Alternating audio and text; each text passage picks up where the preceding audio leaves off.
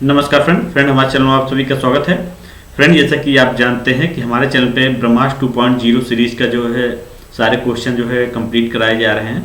इसके पहले हम लोगों ने करीब 75 क्वेश्चन कंप्लीट किया था और आज हम लोग जो है 75 क्वेश्चन आगे से सारे क्वेश्चन को हम लोग डिस्कस करेंगे और एक एक क्वेश्चन को हम लोग अच्छे से देखेंगे।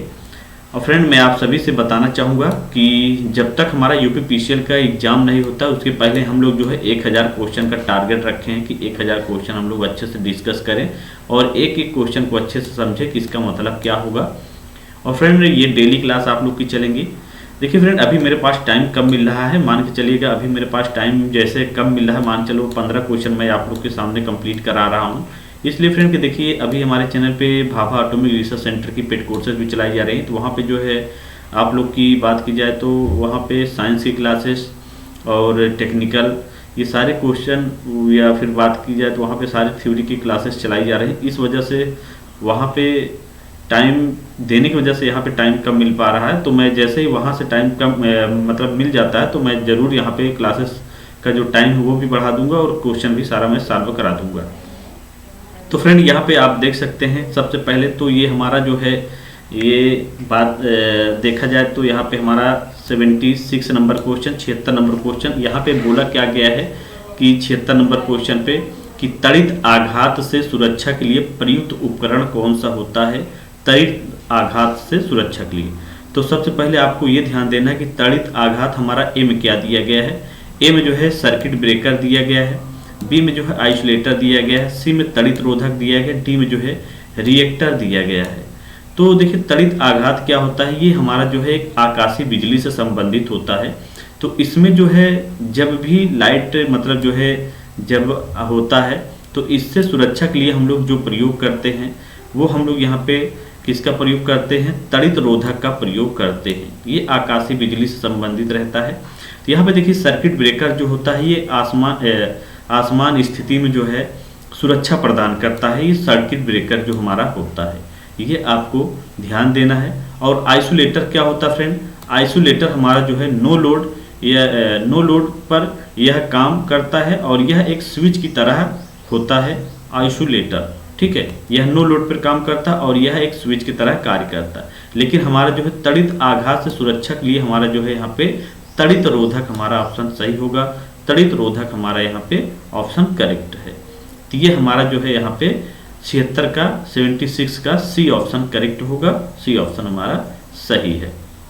अब देखिए यहाँ पे जो है आपके सामने पूछा गया है 77 नंबर, 77 नंबर। यहाँ पे क्या बोला गया है कि एल्बो आम तौर पर स्थित होते हैं। तो सबसे पहले आपको ध्यान देना है कि एल्बो क्या होता है। तो एल्बो जो होता है फ्रेंड, ये देखा जाए तो एक बैंड के नाम से जाना जाता है। ये थोड़ा सा जो है ऐसे आकार में होता है, ये मैं थोड़ा सा आपको बता रहा हूँ। और एल्बो एक होता है, देखिए यहाँ पे जो है एक देखा जाए तो एक ऐसे मतलब जो है थोड़ा सा फिगर बन नहीं रहा है, मैं बनाने का प्रयास कर रहा हूँ। देखिए एक होता है शॉर्ट, एक होता है जो है लॉन्ग एल्बो। ठीक है, तो एल्बो का जो है कहीं न कहीं जो है इसे हम लोग जो है कोहनी के रूप में भी जानते हैं। तो ये जो है मतलब जो है एक देखा जाए तो 45 डिग्री पे होता है इसका एंगल। जो शॉर्ट होता है, जो छोटा होता है इसका 45 होता है और जो लॉन्ग होता है 90 डिग्री पे होता है। इसका जो है एंगल पूछ लेता है तो एल्बो का। ठीक है, तो इसका जो है फ्रेंड बात की जाए तो सीधे रन के लिए मतलब सीधे काम के लिए हम लोग एक कापलर का प्रयोग कर सकते हैं जो बीच में जो है जोड़ कर काम करता है। और बात की जाए यहाँ पे जो है तो सिम जो है, सिम आप देख सकते हैं दीवारों के लिए। तो दीवारों पर जो है हम लोग केसिंग और केपिंग का प्रयोग करते हैं जो दीवारों पर लगाने का काम करता है, ये सिम है। ठीक, लेकिन यहाँ पे जो है जो तीखे सिरे होते हैं या तीखे कोने जो होते हैं वहाँ पे हम लोग एल्बो का प्रयोग करते हैं, एल्बो। तो यहाँ पे देखा जाए तो एल्बो हमारा मतलब ये है कि सी मतलब जो है यहाँ पे बी ऑप्शन करेक्ट होगा, बी ऑप्शन हमारा सही है। तो एल्बो का प्रयोग हम लोग तीखे सिरे पर करते हैं और इसका एंगल जो है ये दो टाइप से पाए जाते हैं, एक होता है शॉर्ट, एक होता है लॉन्ग। तो शॉर्ट का जो एंगल होता है 45 डिग्री होता है, लॉन्ग का 90 डिग्री होता है। ये आपको यहाँ पे ध्यान देना है। अब उसके बाद जो है बुलियन समीकरण सत्य नहीं है। तो इसमें से ऐसा कौन सा एक समीकरण है जो सत्य नहीं है, जिसे हम लोग यहाँ पे गलत मानेंगे। तो ए में देखिए जो है यहाँ पे दिया क्या गया है, a+1 बराबर 1 दिया गया है, बी में a+0 बराबर 1 दिया गया है, सी में a+0 बराबर a दिया गया है, डी में a+a बराबर 1 दिया गया है। तो यहाँ पे हमारा जो है अगर देखा जाए फ्रेंड, तो यहाँ पे आपका जो ऑप्शन रहेगा वो हमारा यहाँ पे ए ऑप्शन सही होगा, ए ऑप्शन हमारा यहाँ पे करेक्ट है। मतलब ये समीकरण हमारा यहाँ पे गलत है, ये यहाँ पे गलत है। बाकी बुलिश समीकरण से ये सारे ऑप्शन जो है सत्य हैं, ये सारे ऑप्शन हमारे करेक्ट होंगे। ठीक है, तो ये हमारा यहाँ पे 78 का सही होगा। अब आ गया जेनर डायोड। तो जेनर डायोड क्या होता है फ्रेंड, सबसे पहली बात की जाए तो जेनर डायोड में कितनी संधि होती हैं, जेनर डायोड में कितनी संधि होती हैं ये पूछा गया है। तो सबसे पहले आपको ध्यान देना है कि ये आउटपुट वोल्टेज को स्थिर रखता है। जेनर डायोड जो होता है ये आउटपुट वोल्टेज को स्थिर रखता है। तो ए में जो है 1 दिया गया है, बी में 2 दिया गया है, सी में 3 दिया गया है, डी में 4 दिया गया है। तो जेनर डायोड का जो है अगर देखा जाए तो यहाँ पे हमारा जो है एक ऑप्शन करेक्ट होगा, एक ऑप्शन हमारा यहाँ पे सही है। तो जेनर डायोड में जो संधि होती है फ्रेंड वो एक हमारा यहाँ पे ऑप्शन करेक्ट होगा, ए ऑप्शन मतलब यहाँ पे हमारा सही होगा, ए ऑप्शन हमारा यहाँ पे करेक्ट है। उसके बाद देखिए यहाँ पे जो है आपके सामने दिया गया है 80 नंबर क्वेश्चन, 80 नंबर क्वेश्चन, और यहाँ पे क्या बोला गया है कि किस घटक में 2 डायोड होते हैं 80 नंबर पे। तो यहाँ पे जो है अगर देखा जाए तो वोल्टेज डबलर या फिर वोल्टेज फ्लोअर या फिर वोल्टेज रेगुलेटर या फिर इनमें से सभी।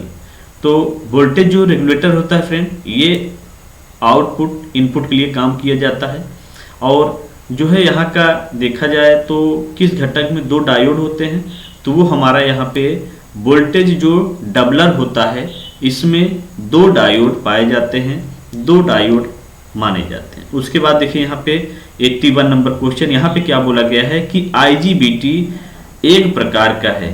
तो IGBT क्या होता है, सबसे पहले इसको आपको ध्यान देना है। तो IGBT जो होता है फ्रेंड ये इंसुलेटेड गेट बाइपोलर ट्रांजिस्टर होता है। तो मतलब हमारा जो है इसका पूरा नाम होता है, इसका पूरा नाम है आइसोलेटेड गेट बाइपोलर ट्रांजिस्टर, ये होगा। तो देखिए इसमें जो है अगर देखा जाए तो ए में जो है, ए में यहाँ पे यह एक DC धारा है, ट्रांजिस्टर जो है अगर देखा जाए तो यह एक DC धारा है और उच्च इनपुट और लो आउटपुट के लिए जानी जाती है, उच्च इनपुट और लो आउटपुट के लिए जानी जाती है ट्रांजिस्टर। और डायोड की बात की जाए तो डायोड में एक पीएन जंक्शन और बात की जाए तो 2 टर्मिनल होते हैं। डायोड में एक पीएन जंक्शन और 2 टर्मिनल होते हैं। डायोड जो होती है फ्रेंड यह धारा एक दिशा में बहती है, डायोड में जो धारा होती है एक दिशा में बहती है। उसके बाद यहाँ पे रोधक की बात की जाए तो यहाँ पे रोधक हमारा जो होता है कुचालक होता है, जो तार जैसे आप देखते हैं कि बिजली की जो प्रवाह आदि होती है उस पर जो है इंसुलेशन का जो काम करा दिया जाता है या काम किया जाता है, उसी की वजह से जो है उसे हम लोग कुचालक के रूप में बोलते हैं। उसके बाद यहाँ पे देखिए केबल की बात की जाए तो केबल जो है इंसुलेशन युक्त चालक केबल कहलाता है, केबल जो है इंसुलेशन युक्त चालक केबल कहलाता है। तो यहाँ पे हमारा जो ऑप्शन होगा फ्रेंड वो ए ऑप्शन हमारा करेक्ट होगा, ए ऑप्शन हमारा यहाँ पे सही है, ए ऑप्शन हमारा सही है। तो फ्रेंड आप लोग देखिए कमेंट करते चलें, और जो भी स्टूडेंट कमेंट कर रहे हैं या जो भी बच्चे देख रहे हैं उन सभी से मैं कहना चाहूँगा, जैसे कि मतलब आप लोग यहाँ पे 81 का क्वेश्चन चल रहा है तो 81 पे आप लोग क्या करिए कि जैसे मतलब जो है यहाँ पे 3B है, C है, D है, जो भी आपको लगता है उस पे 81 लिख के आप लोग कमेंट कर सकते हैं, ताकि जो है हमको भी मालूम चल सके कि कौन से बच्चे क्या कमेंट कर रहे हैं। और चैनल को साथ ही में लाइक शेयर जरूर करें। उसके बाद देखिए यहाँ पे 82 नंबर पे, 82 में देखिए यहाँ पे क्या पूछा गया है 82 पे कि सिलिकॉन ट्रांजिस्टर का तापमान होता है। तो सबसे पहले सिलिकॉन जो होता है फ्रेंड ये सेमीकंडक्टर के रूप में जानी जाती है, अर्धचालक के रूप में जानी जाती है, ठीक है सिलिकॉन। और अगर इसका इलेक्ट्रॉन की बात की जाए तो इसका जो इलेक्ट्रॉन होता है वो 14 होता है। ये आपको ध्यान देना है। सिलिकॉन का जो इलेक्ट्रॉन होता है 14 होता है। 2 और यहाँ पे 2 8 और 4 होता है।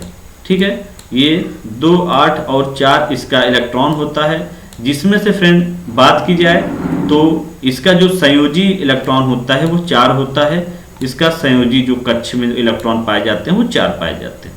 तो यहाँ पे सिलिकॉन ट्रांजिस्टर का तापमान पूछा है, तो इसका सिलिकॉन ट्रांजिस्टर का तापमान 250 डिग्री सेल्सियस होगा। मतलब यहाँ पे हमारा जो है बी ऑप्शन करेक्ट होगा। और फ्रेंड अगर देखा जाए यहाँ पे ए में, तो ए में जो है यहाँ पे जो हमारा 450 डिग्री से दिया गया है, ये हमारा कहीं न कहीं सोल्डरिंग चैप्टर से रिलेट करता है। सोल्डरिंग से जो है यहाँ पे क्वेश्चन जो है पूछा जाता है। तो सोल्डरिंग में जो है अगर वहाँ पे देखा जाए तो 450 डिग्री से अंदर जो है हम लोग सोल्डरिंग का प्रयोग करते हैं। तो ये हुआ फ्रेंड। उसके बाद देखिए यहाँ पे पूछा गया है कि सबसे अच्छी और आसान विधि कौन सी होती है। तो देखिए सबसे अच्छी और आसान विधि, अगर हम लोग सिल्वेस्टर विधि की बात करें तो सिल्वेस्टर विधि जो होती है फ्रेंड, इसमें जो है क्या होता है, जो पीड़ित होता है उसको जो है लिटाया जाता है और उसको जो है पीठ के बल लिटाकर उसके पीठ के पीछे जो है तकिया रखा जाता है। तकिया रखने से उसके बाद फिर उसके सीने पर जो है उसका हाथ रखने के बाद उसको दबाव दिया जाता है सिल्वेस्टर विधि में। ये आप लोग को ध्यान देना है। उसके बाद यहाँ पे जो है फिर शेफर विधि की बात की जाए तो इसमें कृत्रिम श्वसन का प्रयोग किया जाता है। शेफर विधि में क्या होता है, कृत्रिम श्वसन। कृत्रिम श्वसन क्या होता है फ्रेंड, पीड़ित व्यक्ति के मुंह में सांस देने का काम किया जाता है, जिससे हम लोग पीड़ित व्यक्ति को जो है क्या हो कि जब सांस की प्रवाह हम लोग देंगे, सांस उसके अंदर भरेंगे तो पीड़ित व्यक्ति की सांसें चलना स्टार्ट हो जाएंगी। तो यहाँ पे यही चीजों को बताया गया है कि सबसे अच्छी और आसान विधि कौन सी होती है। तो इसमें जो है देखा जाए तो सी में जो है हमारा ऑप्शन मिल जाता है, मुंह से मुंह में सांस लेना। और मुंह से मुंह में सांस लेना ही जो है ये कृत्रिम शेफर विधि का एक रूप माना जाता है और शेफर विधि इसी से जुड़ा हुआ होता है।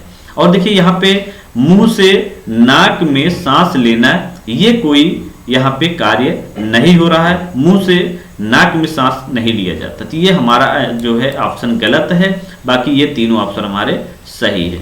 उसके बाद देखिए यहाँ पे जो है आपके सामने आ गया है सुरक्षात्मक संकेत की पृष्ठभूमि होती है।